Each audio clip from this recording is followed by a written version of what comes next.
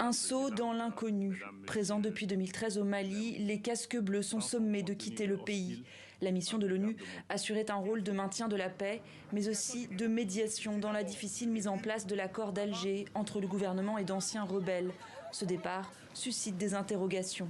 Si la MINUSMA n'est pas là, qu'adviendra-t-il de cet accord? Quelle sera la position des groupes signataires qui aujourd'hui n'ont confiance qu'à la MINUSMA? Autre inquiétude, le vide laissé par la MINUSMA. Les casques bleus, près de 12 400 militaires, assurent un soutien logistique et une présence rassurante pour la population, notamment dans les régions du nord sous pression djihadiste où l'État est absent. Une protection indispensable mais jamais suffisante face à une situation sécuritaire toujours plus préoccupante au Mali.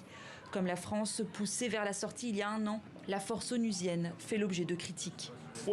La présence de la MINUSMA n'a servi à rien. Elle est là au Mali depuis 10 ans sans résultat. Son arrivée a d'ailleurs empiré la situation car elle est là pour la sécurité, qui n'a connu aucune amélioration. Un mandat encore plus difficile à accomplir depuis quelque temps. Ces derniers mois, le pouvoir malien avait considérablement réduit la marge de manœuvre de la mission de l'ONU dans le pays.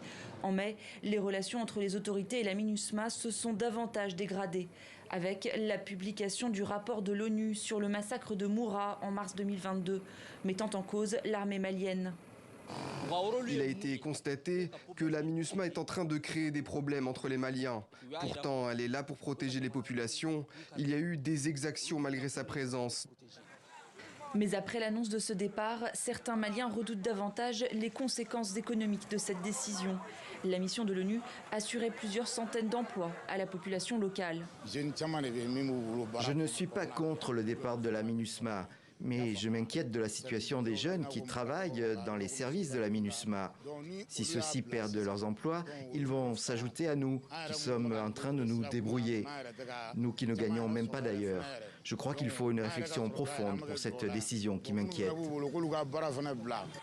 La junte a réclamé un départ sans délai des casques bleus, mais leur retrait pourrait prendre au moins un an.